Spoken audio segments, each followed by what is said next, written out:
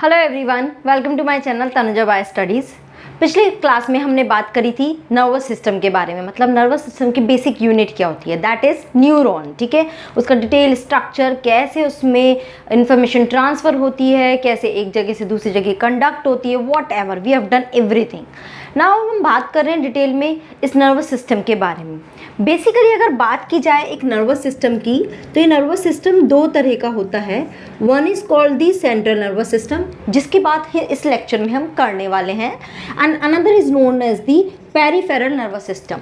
अगर मैं थोड़ा सा आउटलाइन दूँ, सेंट्रल नर्वस सिस्टम जो है it consist of two main part. किस किस का? Brain and spinal cord.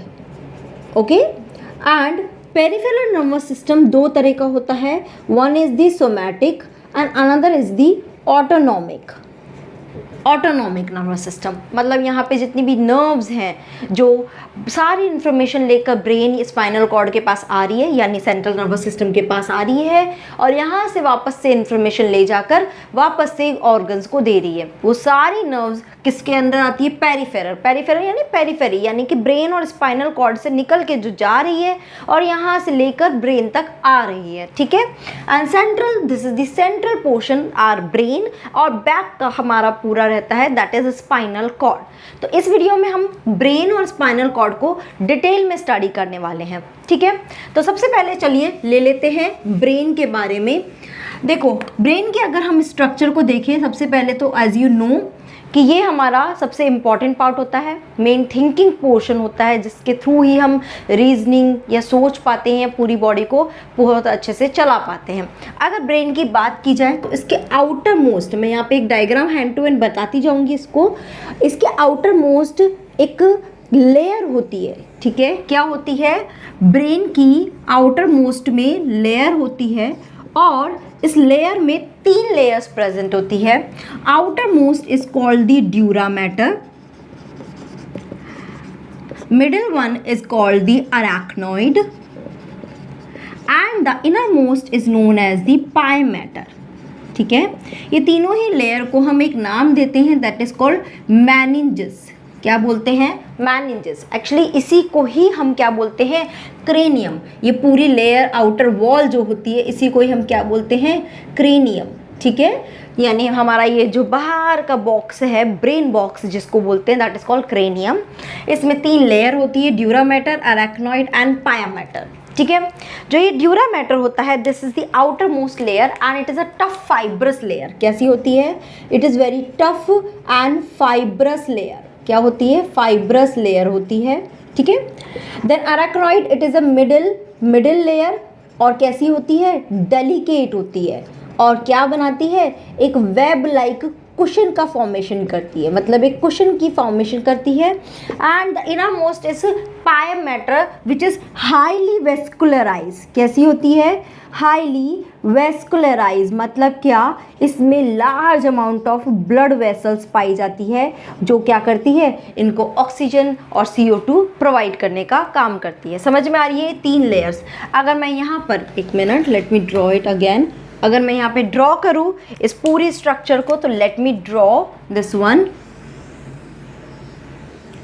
Layer, this is the second layer. ठीक है, and this is the third most layer, और इस पूरे को ही हम क्रेनियम बोल रहे हैं। तो outer most is dura, then arachnoid and pia matter.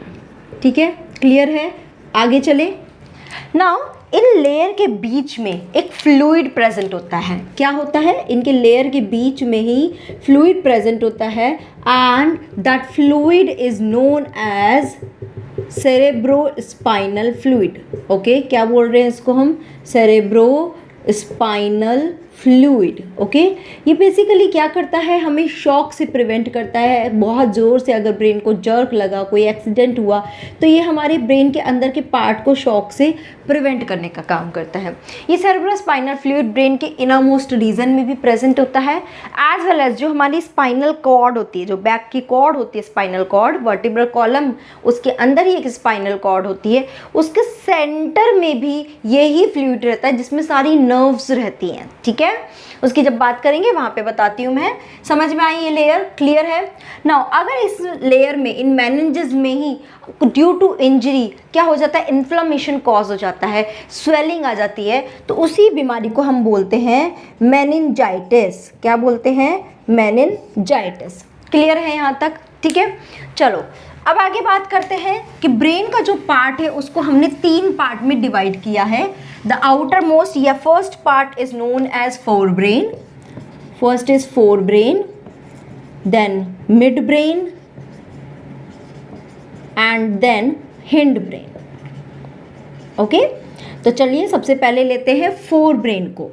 Now this forebrain is again consist of 3 part. One is called the cerebrum, ठीक है, another is called the thalamus and the third most is called the hypothalamus. चलिए सबसे पहले cerebrum को लेके चलते हैं। Cerebrum क्या होता है? इस पूरे ब्रेन का सबसे लार्जेस्ट पार्ट होता है। It is the largest part और यही मेन पार्ट होता है which is responsible for thinking. अगर मैं इसके फंक्शंस लिखना चाहूँ तो क्या क्या फंक्शंस हो सकते हैं? ये थिंकिंग के लिए, रीजनिंग के लिए, कॉन्शियसनेस के लिए, इंटेलिजेंस के लिए, जितनी भी विल पावर होती है उन सब के लिए ये रिस्पॉन्सिबल होता है। तो let me write thinking, reasoning, ठीक है, then intelligence, will power, consciousness, as well as जितनी भी हमारी वॉलेंट्री एक्शंस होते हैं उनको भी यही कंट्रोल करता है। वॉलेंट्री यानी कि जो हमारी इच्छा के हिसाब से होते हैं। चलो अभी सेरेब्रम को हम अगर बात करें, this cerebrum is divided into 2 half. क्या होता है? 2 हाफ में डिवाइड होता है और इसको ही हम बोलते हैं right hemisphere, right cerebral hemisphere, ठीक है, और यहाँ पे होता है लेफ्ट हेमीस्फीयर। ये दोनों ही हेमीस्फीयर एक दूसरे से सेपरेटेड होते हैं through a fibrous tissue that is known as, इसको हम बोलते हैं कॉर्पस कैलोसम। ठीक है, एक कॉर्पस कैलोसम की टिश्यू के थ्रू ये दोनों रीजन आपस में एक दूसरे से सेपरेटेड रहते हैं और कनेक्टेड भी रहते हैं। दोनों ही चीज़ है, कनेक्टेड भी रहते हैं, सेपरेटेड भी रहते हैं। समझ में आ रही है बात? ठीक है, ये जो पूरा सेरेब्रम है इसमें जो लेयर होती है ये क्या होती है? हाईली कॉन्वोल्यूटेड होती है। ठीक है, क्या होता है? होलो पोर्शन, तो अंदर का पोर्शन तो हॉलो होता है, बाहर का जो रीजन होता है वो हाईली कॉन्वोल्यूटेड होता है। तो let me draw that one. देखो इस तरह से कॉन्वोल्यूटेड ये पूरा पोर्शन रहता है, लाइक दिस।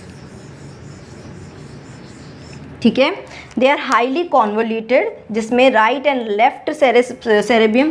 अब इसके कॉन्वोल्यूटेड होने के लिए की वजह से यहाँ पे 2 रीजन बनते हैं। एक तो बाहर की तरफ रीजन होता है जिसको हम बोलते हैं रिज, ठीक है, जिसको दूसरा नाम भी बोलते हैं गायरी, और अंदर की तरफ जो ग्रूव होती है, ठीक है, बाहर निकला और फिर अंदर गया, तो अंदर की तरफ जो ग्रूव होती है, दिस इज ग्रूव, जिसको हम बोलते हैं सल्सी।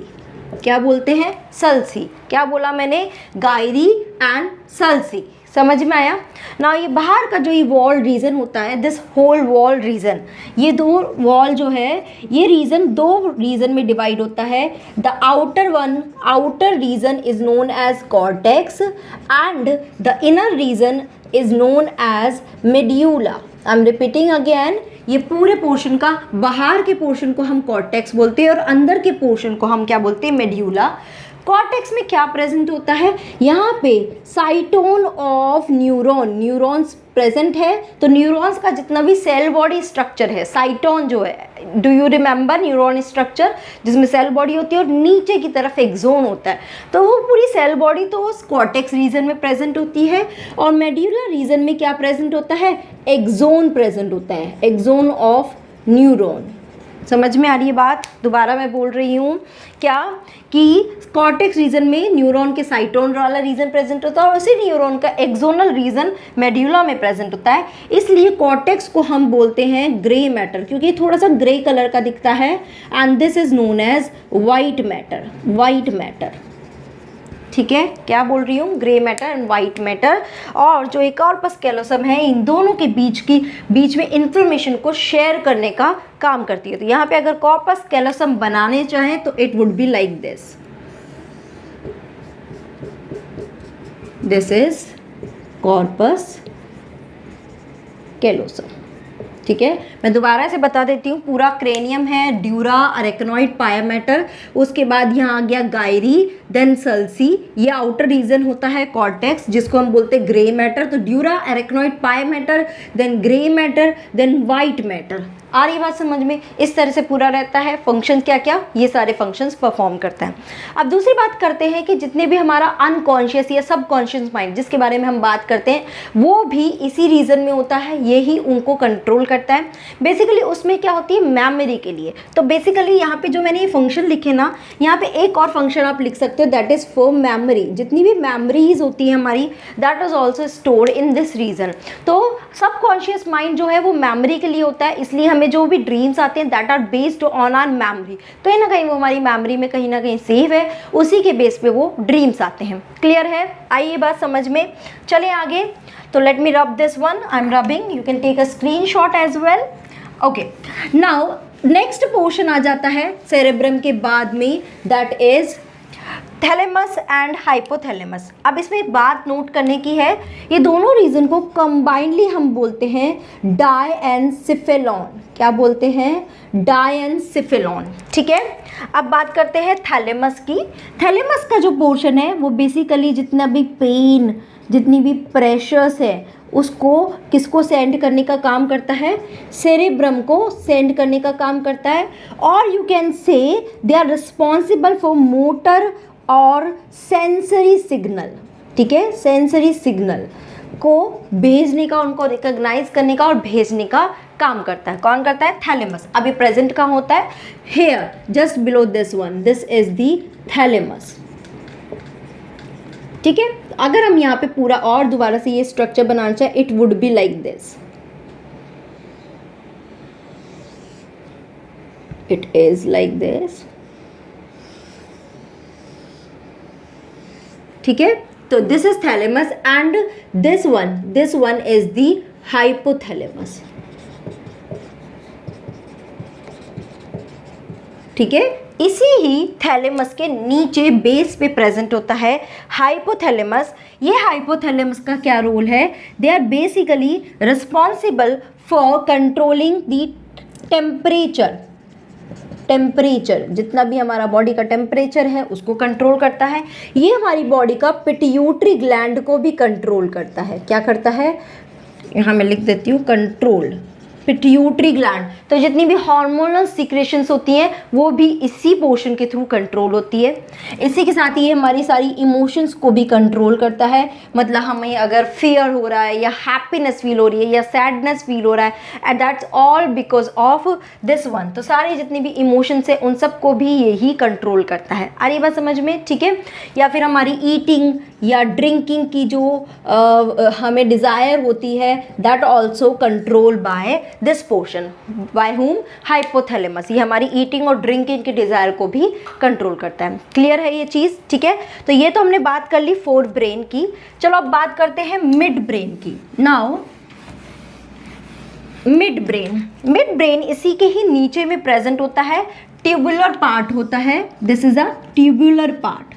ठीक है, एक इसमें ट्यूबुलर पार्ट या कैनाल होती है जिसको हम बोलते हैं सेरेब्रल एडिक्वेट। क्या बोलते हैं? Cerebral adequate. ये एक इसमें ट्यूबुलर कैनाल होती है। इसी के साथ ही इस मिड ब्रेन में बहुत सारी लोब्स प्रेजेंट होती है, अराउंड 4 लोब्स प्रेजेंट होती है, जिसको हम बोलते हैं कॉर्पोरा क्वाड्रिजेमिना। ठीक है, ये 4 लोब्स इसके अंदर प्रेजेंट होती है जिसको हम बोलते हैं कॉर्पोरा क्वाड्रिजेमिना। तो ये मिड ब्रेन यहीं पर ही प्रेजेंट होता है। This is mid brain. ठीक है, चले आगे। नेक्स्ट पार्ट है दैट इज हिंड ब्रेन। ना hind brain third most part होता है। It is consist of 3 part. One is called the cerebellum, then second one is pons, and the third one is called the medulla oblongata. Okay, medulla oblongata। पहला लेते हैं cerebrum ना, cerebellum, sorry cerebellum. Cerebrum की तरह ये convoluted तो बिल्कुल नहीं होता, बट इसके अंदर बहुत सारी फरोज प्रेजेंट होती है। तो क्या प्रेजेंट होती है? फरोज प्रेजेंट होती है, और ये बेसिकली एक ट्री लाइक स्ट्रक्चर जैसा दिखता है। कैसा दिखता है? Tree like. तो यहाँ पे अगर हम दिखाएं तो दिस इज दी सेरेबेलम, ठीक है, this is the cerebellum, tree like structure ना। अगर इसके फंक्शन की बात करें तो basically it is responsible for balancing of body, ठीक है, बैलेंस ऑफ बॉडी, बॉडी के बैलेंस बनाने में, as well as muscular control, और you can say regulate muscular activity.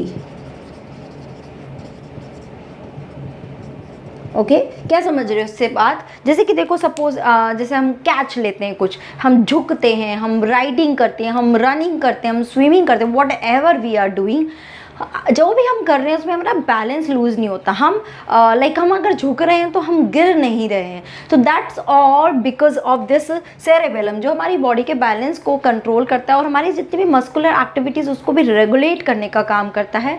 तो अगर आप नोटिस करोगे जितने भी ड्रंकन पर्सन होते हैं, जो ड्रिंक करते हैं, वो क्या होते हैं? लड़खड़ा के चलने लगते हैं। क्यों चलते हैं? क्योंकि उनका सेरेबेलम पार्ट अफेक्ट होता है, एंड बिकॉज ऑफ दैट उनका बॉडी का बैलेंस नहीं होता और वो बैलेंस नहीं बना पाते। तो इससे सिर्फ इतना ही है, ट्री लाइक एक स्ट्रक्चर है जिसमें बहुत सारी फरोज प्रेजेंट होती है, एंड बेसिकली ये रोल प्ले करते हैं। नेक्स्ट आ जाते हैं पोन्स का रीजन। पोन्स बेसिकली क्या करता है? It connect the cerebellum. Cerebellum में भी अगर उसके लेफ्ट और राइट पार्ट को बात करें तो ये दोनों को कनेक्ट करने का काम करता है पोन्स रीजन, और वहाँ पे भी दोनों में इंफॉर्मेशन सेंड करने का काम करता है। और दूसरा रीजन क्या है? यहाँ पे अगर बात करें तो दिस इज पोन्स, जो कहाँ प्रेजेंट होता है? मिड ब्रेन और मेड्यूला ऑब्लोंगेटा के बीच में, एक तरह से इन दोनों को कनेक्ट करने का। ये क्या है? Medulla oblongata, this is medulla oblongata, ठीक है। तो इन दोनों पोर्शन को कनेक्ट करने का काम करता है। क्लियर है? मेडुला ऑब्लोंगेटा की बात करते हैं। ये लास्ट का पोर्शन होता है, और ये मेडुला ऑब्लोंगेटा लास्ट में किससे कनेक्ट होता है? It connected with the spinal cord. आ रही है बात समझ में? लास्ट में हमारा पूरा, फिर हमारे देखो यहाँ ब्रेन के एंड से हमारी स्पाइनल कॉर्ड नीचे स्टार्ट हो जाती है। तो ये पूरे ब्रेन को स्पाइनल कॉर्ड से कनेक्ट करने का काम करता है कौन? Medulla oblongata. इसका रोल क्या है वो ध्यान देने वाली है बात है। It control all involuntary action, जितने भी इनवॉलेंट्री एक्शंस होते हैं उन सबको ये कंट्रोल करता है। जैसे कि क्या क्या? जैसे कि ब्रीदिंग, ठीक है, पंपिंग एक्शन ऑफ हार्ट, जितने भी डाइजेस्टिव मूवमेंट्स होती है, लाइक खाना हमारा अपने आप स्टमक में जाता है, जितनी भी इनवॉलेंट्री एक्शन जो हमारे कंट्रोल में नहीं है, वो सारी चीज़ें किससे रेगुलेट होती है? मेडुला ऑब्लोंगेटा से रेगुलेट होती है। ये पोन्स, मेडुला ऑब्लोंगेटा, ये क्या करते हैं? ब्रेन की स्टेम बनाने का काम करते हैं। ये नीचे वाला पोर्शन देखो स्टेम लाइक दिख रहा है, तो ये ब्रेन की स्टेम बनाने का काम करते हैं। तो ये तो हमने पूरा बात कर ली सेंट्रल नर्वस सिस्टम में ब्रेन के बारे में। अब बात करते हैं हम किसकी? सेंट्रल कैनाल की, सॉरी सर, स्पाइनल कैनाल की। ओके, तो यहाँ तक तो क्लियर है। आई होप ये पूरा ब्रेन का भी डायग्राम आपको अच्छे से समझ में आएगा, and it's so easy, you can make it very well. Okay, चलो बात करते हैं स्पाइनल कॉर्ड की। नाउ यही इसी के नीचे से ही स्पाइनल कॉर्ड अराइज होती है। ये स्पाइनल कॉर्ड जो है ये भी ब्रेन के जैसे ही बाहर से ही पूरा लेयर होता है। इसमें क्या होता है? वही ड्यूरा मैटर होता है इसके अंदर। देन फिर उसके बाद अरैक्नॉइड भी प्रेजेंट होता है, and as well as pia mater, ठीक है, ये तीनों मैटर भी प्रेजेंट होते हैं। फिर उसके बाद आगे बात होगी कि फिर इसके अंदर ग्रे मैटर और वाइट मैटर भी प्रेजेंट होगा, डेफिनेटली इसके अंदर प्रेजेंट होता है। अगर मैं स्पाइनल कॉर्ड की एक बात डायग्राम आपको बना के दिखाऊं तो it would be like this, ठीक है। ये एक सेंटर होता है जिसको हम बोलते हैं सेंट्रल कैनाल, ठीक है, जो मैंने बात करी ना अभी कि ये सेरेब्रोस्पाइनल फ्लूइड है, ये सेंटर कैनाल में ही फ्लो करता है। ओके, क्या कर रही हूँ मैं, इस सेंटर कैनाल में फ्लो करता है, यहाँ पे ही पूरी नर्व्स जो है यहीं से निकलती है और यहीं पे आके मिलती है। तो ये पूरा हब है, किसका हब है, नर्व्स का हब है। बात करते हैं इसी की, वही आगे अगर मैं लेयर बनाऊँ सारी तो ड्यूरा, अरेक्नोइड एंड पाया लेयर, ठीक है, ये पाया मैटर, तीनों के यहाँ पे लेयर्स प्रेजेंट होती है। अब हमने क्या बोला था कि वहाँ पर आउटर की तरफ ग्रे मैटर होता है और इनर की तरफ वाइट, बस सिर्फ इतना डिफरेंस है कि यहाँ पर बाहर की तरफ तो वाइट मैटर होता है और अंदर की तरफ क्या होता है, ग्रे मैटर होता है। तो मैं अगर थोड़ा सा मेंशन करना चाहूँ it would be like this, ठीक है, ये क्या है, this is the grey matter, सिर्फ इतना सा डिफरेंस है, ग्रे मैटर, क्लियर है, ठीक है, सिर्फ इतना सा डिफरेंस है स्पाइनल कॉर्ड और ब्रेन के अरेंजमेंट्स में। किसमें, अरेंजमेंट्स में। नाउ स्पाइनल कॉर्ड से दो रूट्स अराइज होती है, दो नर्व रूट अराइज होती है, एक को हम बोलते हैं डोर्सल नर्व रूट, क्या बोलते हैं इसको, डोर्सल नर्व रूट, एंड नीचे से जो अराइज होती है this is called ventral nerve root, nerve root. Okay, let me erase this one so that it won't mix up.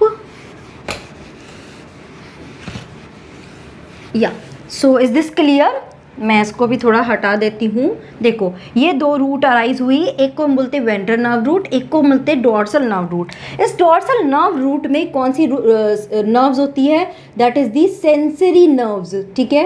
क्या काम है सेंसरी नर्व्स का, ये क्या करेगी, जो ऑर्गन है वहाँ से क्या लेकर आएगी, स्टिमुलस को लेके आएगी। मतलब सपोज मुझे कोई पिन चुभाया, वो पिन का जो सेंस है, वो पिन का जो स्टिमुलस है वो क्या करेगा, ये सेंसरी नर्व कैरी करके लाती है और कहाँ पे लेके जाएगी, स्पाइनल कॉर्ड के पास।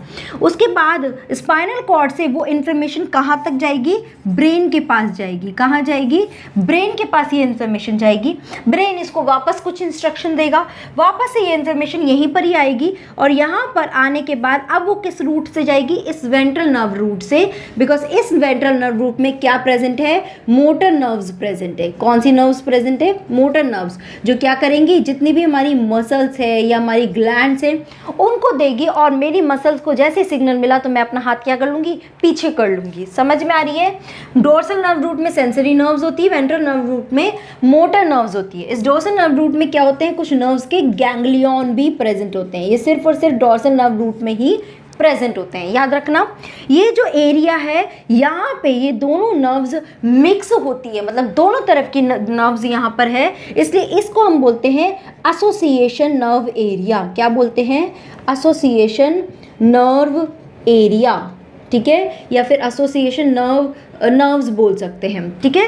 तो यहाँ पे दोनों ही रूट नर्व्स जो है वो मिक्स है और यहीं से अराइज होती है, यहाँ से इंफॉर्मेशन जा भी रही है और आ भी रही है। आ रही है बात समझ में, क्लियर है, क्लियर है। मैं दोबारा बोल देती हूँ, बाहर की लेयर है अरेंजमेंट, वाइट मैटर बाहर की तरफ है, ग्रे मैटर अंदर की तरफ है, सेंट्रल में एक कैनाल होती है जिसमें सेरेब्रोस्पाइनल फ्लूइड फ्लो रहता है। उसके बाद यहाँ पे डोर्सल नर्व रूट होती है, वेंट्रल नर्व रूट होती है। ये जो आपका स्पाइनल कॉर्ड है ये आपके सेकेंड लुम्बार तक प्रेजेंट रहता है, बट इसकी जो सेरेब्रोस्पाइनल फ्लूइड वाला जो पूरी सेंट्रल कैनाल है वो आपके लास्ट तक, पूरे वर्टिब्रल कॉलम के लास्ट एंड तक प्रेजेंट होती है। डोर्सल नर्व रूट है वो इन्फॉर्मेशन ऑर्गन से, सेंस ऑर्गन से लेकर आ रहा है, ब्रेन को दे रहा है, ब्रेन वापस सिग्नल कुछ दे रहा है, जो रिस्पॉन्स दे रहा है वो रिस्पॉन्स वेंट्रल नर्व रूट से मोटर नर्व्स के थ्रू मसल्स को जाता है और मसल्स कुछ ना कुछ रिएक्ट करता है, ठीक है। अगर रिफ्लेक्स एक्शन होता है तो उसमें ये इन्फॉर्मेशन ब्रेन तक नहीं जाता, यहीं से ही ट्रैवल करके वेंट्रल नर्व रूट से चला जाता है, जिसको हम बात करेंगे किसमें, पेरिफेरल नर्वस सिस्टम में बात करेंगे, जहाँ पे ऑटोनॉमिक नर्वस जो सिस्टम होता है वो रिफ्लेक्स एक्शन करता है या रिफ्लेक्स आर्क देता है, जिसके थ्रू हम इमीडिएट रिएक्शन करते हैं। आ रही बात समझ में। तो that's all about central nervous system. I have tried my best to cover each and every topic of this system. फिर भी कुछ अगर आपको लगता है कि कुछ मिस है तो please let me know through comment section, और कोई डाउट भी रह जाता है then also please let me know through comment section. Thank you so much guys for watching this video. Stay motivated, keep doing study, have a positive mindset. Bye bye, take care.